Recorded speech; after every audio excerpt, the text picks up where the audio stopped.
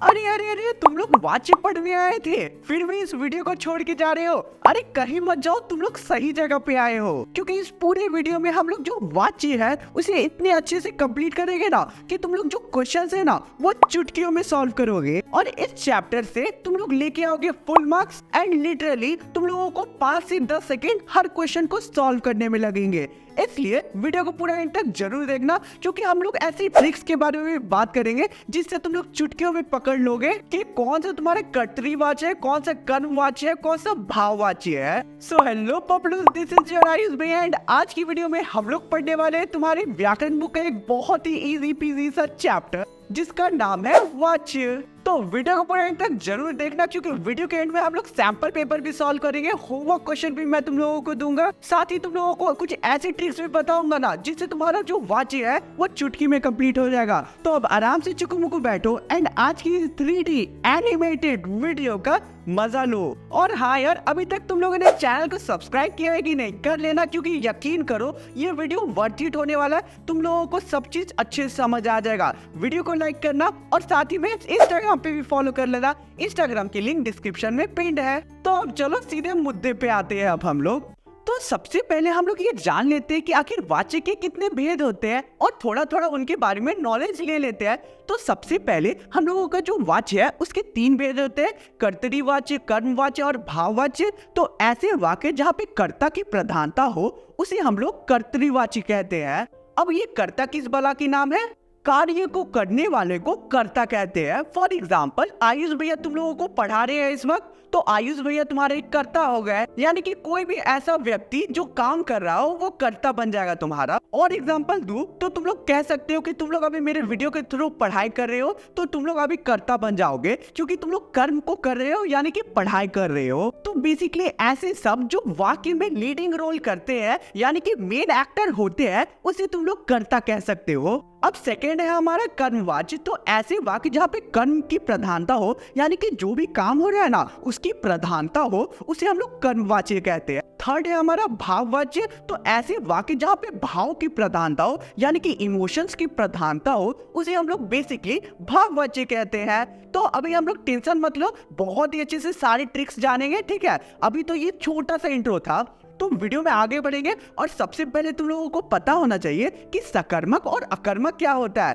क्योंकि पूरा चैप्टर में ना इसका बहुत इंपॉर्टेंट रोल है। तो सकर्मक और अकर्मक का एक बहुत अच्छा वीडियो मैंने बनाया है, इसे देख लेना, क्योंकि पद परिचय भी तुम्हारे एग्जाम में आ रहा है। तो अभी तक पद परिचय के वीडियो नहीं देखा तो इसे देख लेना, इससे सकर्मक अकर्मक बहुत अच्छे से क्लियर हो जाएगा। और अभी करेंटली मैं ऊपर तुम लोगों को सकर्मक और अकर्मक बता दूंगा, जिससे ये चैप्टर में तो दिक्कत बिल्कुल भी नहीं होगी। तो अब देखो कर्मक और अकर्मक क्या होता है। देखो, प्रभाव कर्ता के अलावा किसी और पे पड़े ना तो वो तुम्हारा बेसिकली सकर्मक आ जाएगा, यानी कि कोई भी वाक्य में कर्ता के अलावा किसी और पर भी प्रभाव पड़े तो वो तुम्हारा आ जाएगा सकर्मक। फॉर एग्जाम्पल शीला पानी पी रही है, तो शीला जो है वो करता है और वो पानी पी रही है, तो प्रभाव किसी और पे भी पड़ रहा है, पानी खत्म हो रहा है, तो ये तुम्हारा आ जाएगा सकर्मक। और एग्जाम्पल दूं तो रामू सेब खा रहा है, तो जो रामू है वो करता है और सेब खत्म हो रहा है, तो जो सेब खत्म हो रहा है तो प्रभाव सेब पर भी पड़ रहा है, क्योंकि वो खत्म हो जाएगा एक टाइम पे, तो वो तुम्हारा आ जाएगा सकर्मक क्रिया। और उदाहरण दो तो पढ़ना, लिखना, खाना, पीना, बनाना, बुनना, तोड़ना आदि, ये सारे सब तुम्हारे सकर्मक में आ जाएंगे, यानी कि कर्म के साथ कुछ कांड हो रहा है तो सकर्मक आ जाएगा। और अकर्मक जहाँ कर्म ना हो, कर्म के साथ कोई भी चीज ना हो रही हो, जैसे कि शीला हंसती है, तो शीला हंस रही है तो वो किस पे प्रभाव डाल रही है? खुद पे ना, एक टाइम पे हंसते हंसते थक जाएगी तो खुद पे प्रभाव चलेगा। यानी कि ऐसे वाक्य जहाँ पे केवल कर्ता पे प्रभाव पड़ता है तो वो हमारा अकर्मक आ जाएगा, ठीक है। शीला दौड़ रही है, तो शीला दौड़ रही है तो किस पे फर्क आएगा? बस शीला को फर्क पड़ेगा, ठीक है। वो दौड़ रही है तो हो सकता है वो पतली हो जाएगी, तो यहाँ देख सकते हो कि बस कर्ता पे फर्क पड़ रहा है, तो ये हो जाएगा अकर्मक। तो सकर्मक अकर्मक बहुत ही अच्छे से क्लियर हो गया होगा। चलो अब हम लोग मेन मुद्दे पे आते हैं, कर्तृवाच्य पे। तो कर्तृवाच्य का परिभाषा क्या है? जिस वाक्य में कर्ता की मुख्यता होती है, अर्थात क्रिया का प्रयोग कर्ता के लिंग, वचन, कारक के अनुसार होता है और इसका सीधा संबंध कर्ता के साथ होता है, तब कर्तरीवाच्य होता है ये। यानी कि सिंपल वे से समझो तो जहाँ पे कर्ता की प्रमुखता होती है, कर्ता मेन होता है, साथ ही में जो वाक्य है उसमें लिंग वचन कारक ये कर्ता के अनुसार होगा। ये इंपॉर्टेंट पॉइंट है। तो कर्तरीवाच्य समझ गए कि क्या होता। अब इंपॉर्टेंट पॉइंट्स देख लेते हैं या ट्रिक्स देख लेते हैं कर्तरीवाच्य को पहचानने का। ठीक है, तो हमेशा वाक्य में सकर्मक और अकर्मक क्रिया होगा। ठीक है, यानी कि दोनों होना चाहिए। साथ ही में जब भी कर्ता के साथ ने लग जाए या फिर कुछ भी ना हो तो वो तुम्हारा कर्तरीवाच्य में आ जाएगा। ये बहुत इंपॉर्टेंट ट्रिक है। ठीक है, कर्ता के साथ, यानी कि सपोज राम ने अपने दोस्त को मार दिया, तो देखो राम यहाँ करता है और उसके बगल में तुरंत ही ने लग गया, तो ये तुम्हारा सिंपली कर्तावाच्य में आ जाएगा, यानी कि कर्तरीवाच्य में आ जाएगा। और कुछ एग्जांपल देख ले तो, और एग्जांपल अभी देख लेते हैं, इससे और अच्छे से क्लियर हो जाएगा। हालदार साहब ने पान खाया, तो देखो हालदार साहब यहाँ पे कर्ता हो गया और उसके बगल में ने लग गया, तो सिंपली ये कर्तरीवाच्य हो गया। अध्यापक पढ़ा रहे हैं, देखो अध्यापक के बाद में कुछ भी नहीं लगा, द्वारा से, यानी कि कोई भी ऐसे शब्द नहीं है, के से द्वारा ये सब शब्द नहीं है, तो ये सिंपली तुम्हारा आ जाएगा कर्तरीवाच्य में। अब नेक्स्ट एग्जांपल है हमारा, मरीज पानी पी रहा है, तो मरीज यहाँ पे कर्ता हो गया और कर्ता के बाद कोई भी चीज नहीं लगा हुआ है, सिंपल वाक्य है, तो ये तुम्हारे कर्तरीवाच्य में आ जाएगा। या तो ने लगेगा या कुछ भी नहीं लगेगा, तो वो कर्तरीवाच्य में आ जाएगा। रोहित ने बहुत बड़ा घर बनाया, ने बगल में है, तो ये सिंपली कर्तरीवाच्य हो गया। देखा ट्रिक कितना इजी था। अब कर्मवाच्य देख लेते हैं। जिस वाक्य में कर्म की प्रधानता होती है तथा क्रिया का प्रयोग कर्म के लिंग वचन और पुरुष के अनुसार होता है और कर्ता की स्थिति में स्वयं कर्म होता है, तो उसे बेसिकली कर्मवाच्य बोलते हैं। मेरे वाक्य में समझो तो जहाँ पे कर्म की प्रधानता होती है, साथ ही में कर्म के अनुसार लिंग वचन और पुरुष लगेगा, तो वो तुम्हारा आ जाएगा कर्मवाच्य में। और इसका ट्रिक देख लेते हैं। तो सबसे पहले पहचानने का तरीका है कि हमेशा तुम्हारे कर्मवाच्य में सकर्मक क्रिया होगा। और उसके साथ साथ एक इजी ट्रिक बताता हूँ ना, कर्ता के साथ, यानी कि जो काम कर रहा है उसके साथ तुम्हारा हमेशा वाक्य में से रहेगा, द्वारा रहेगा और के द्वारा रहेगा। ये तीन चीज जहां दिखा समझ जाना कि ये कर्मवाच्य है। ये ट्रिक हमेशा याद रखना। अगर कन्वर्ट भी करना रहेगा तो से द्वारा के द्वारा तुम लोग इजीली लगा के कन्वर्ट कर दोगे। ठीक है, बहुत आसान है। उदाहरण देख लेते हैं। मोहन के द्वारा लेख लिखा गया, तो मोहन के द्वारा लग गया, तो ये हम लोगों का आ गया कर्मवाच्य में। हलवाई के द्वारा मिठाई बनाई जाती है, हलवाई के द्वारा आ गया, तो ये तुम्हारा इजीली भी बोल सकते हो कि कर्मवाच्य है। चिंटू से बॉल ले लिया गया, तो से आ गया, तो ये तुम्हारा कर्मवाच्य हो गया। रूपाली द्वारा कढ़ाई की जाती है, तो द्वारा आ गया, तो तुम्हारा फिर से ये आ गया कर्मवाच्य में। तीसरा भेद पे चलते जो कि भाववाच्य। अब इसे देख लेते हैं। इस वाच्य में कर्ता अथवा कर्म की प्रधानता नहीं बल्कि भाव की प्रधानता होती है, यानी कि इमोशंस की प्रधानता होती है। अब इसे पहचानने का एक इजी ट्रिक बताओ, बहुत इजी ट्रिक है। जहां पर भी तुम लोगों को वाक्य के एंड में पुल्लिंग, अकर्मक क्रिया और एक वचन दिख गया ना, ये तीन चीज, तो कंफर्म हो जाना कि वो भाववाच्य है। ठीक है, फॉर एग्जाम्पल और एक और ट्रिक बताता हूँ। दो तुम लोगों को चीज देखना है। पहला तो पुल्लिंग, अकर्मक और एक वचन होना चाहिए, और दूसरा कर्ता के साथ, कर्ता के बगल में, यानी कि काम जो कर रहा है उसके बगल में से होना चाहिए। या वाक्य में कभी भी नहीं शब्द का प्रयोग हो जाए ना, यानी कि नेगेटिविटी आ जाए ना कि मैं ये काम नहीं करूंगा, तो वो सारे वाक्य तुम लोग आंख बंद करके बोल सकते हो कि ये है तुम्हारा भाववाच्य। बस तुम लोगों को वाक्य में नहीं दिखना चाहिए। और अगर नहीं है तो से दिख गया, तो से का एक अलग ट्रिक और आगे वीडियो में डिस्कस करेंगे। ठीक है, उससे पहले से को भी तुम लोगों को नहीं दिखना है। लास्ट में तुम लोगों का पुल्लिंग है, अकर्मक और एक वचन तुम्हारे वाक्य में दिख गया, तो वो तुम लोग कह सकते हो भाववाच्य है। अब उदाहरण देख लेते हैं। चलो अब सोया जाए ये एक वचन हो गया, पुल्लिंग हो गया और अकर्मक हो गया, तो तुम लोग कह दे सकते हो कि ये भाववाच्य है।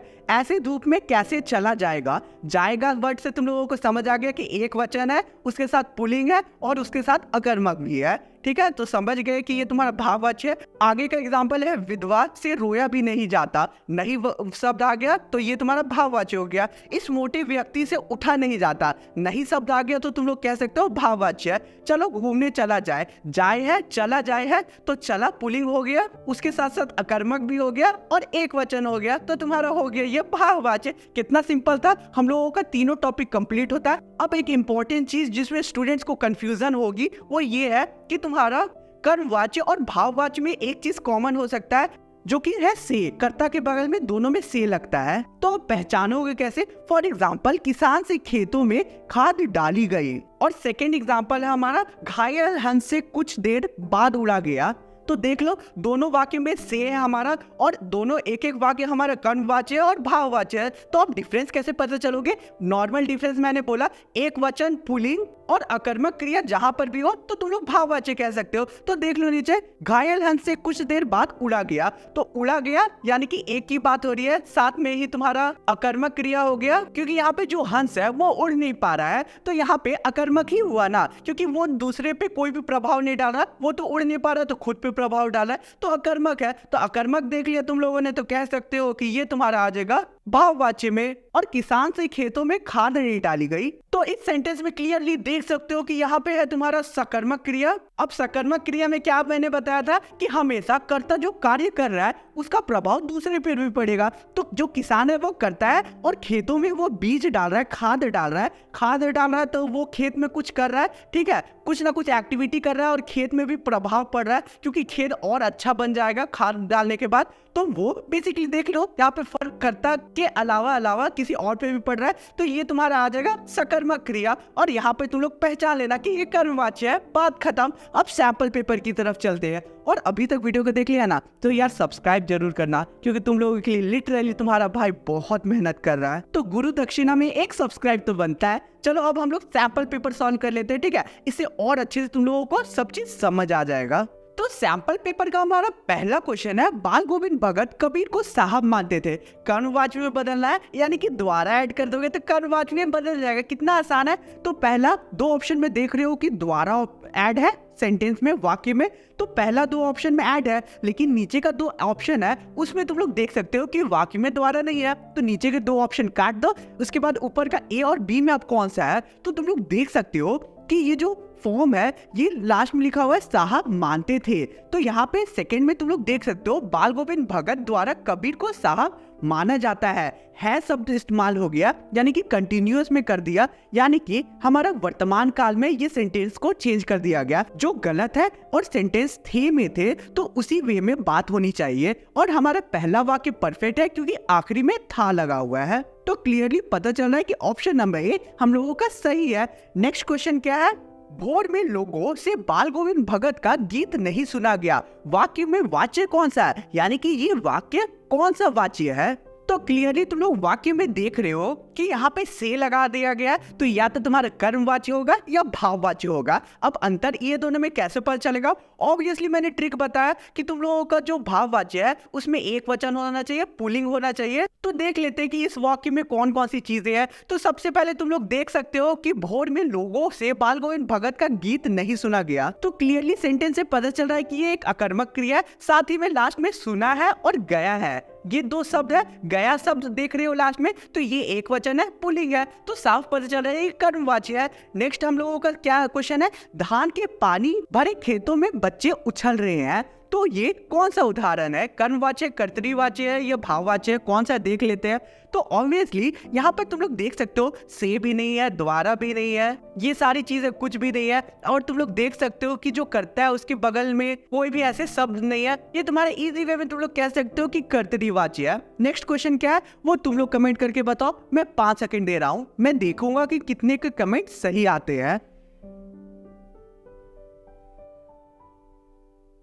आई होप तुम लोगों ने कमेंट में आंसर लिख दिया। अब लास्ट क्वेश्चन कौन सा है, लास्ट है हमारा मैच द फॉलोइंग। देख लेते हैं कि कौन सा हम लोगों का ऑप्शन सबसे करेक्ट होगा। गर्मियों में लोग खूब नहाते हैं, तो बेसिकली ये हमारा वाक्य है। अब हम लोग पहचान लेते हैं कि ये कौन सा हमारा वाच्य है। तो तुम लोग देख सकते हो कि जो लोग है वो करता है हमारा, एंड यहाँ पे कर्ता के बगल में कुछ भी नहीं लगा है, तो ये बेसिकली हम लोगों का कर्तरीवाच्य हो जाएगा, यानी कि फर्स्ट जो हम लोगों का सेंटेंस है वो कर्तरीवाच्य है। इसके बाद हम लोगों को जो सेकंड वाक्य है जो कि है गोपाल से पत्र लिखा जाता है, तो गोपाल पत्र लिख रहा है, तो तुम लोग देख रहे हो कि वो पत्र लिख रहा है, तो जो पत्र है वो कम होते जाएगा और एक टाइम पे खत्म हो जाएगा पत्र, यानी कि वो लगातार लिखेगा, तो इम्पैक्ट पत्र पे भी पड़ रहा है क्योंकि वो खत्म हो रहा है। तो इससे तुम लोग क्लियरली बोल सकते हो ये सकर्मक क्रिया है, और सकर्मक क्रिया जहां हो जाएगा वहां तुम लोग कह सकते हो कि ये तुम्हारा आ जाएगा कर्मवाच्य में। और तुम लोग देख सकते हो कि यहाँ से भी लगा हुआ है, तो ये तुम्हारा कर्मवाच्य है, यानी कि। और लास्ट जो हमारा वाक्य है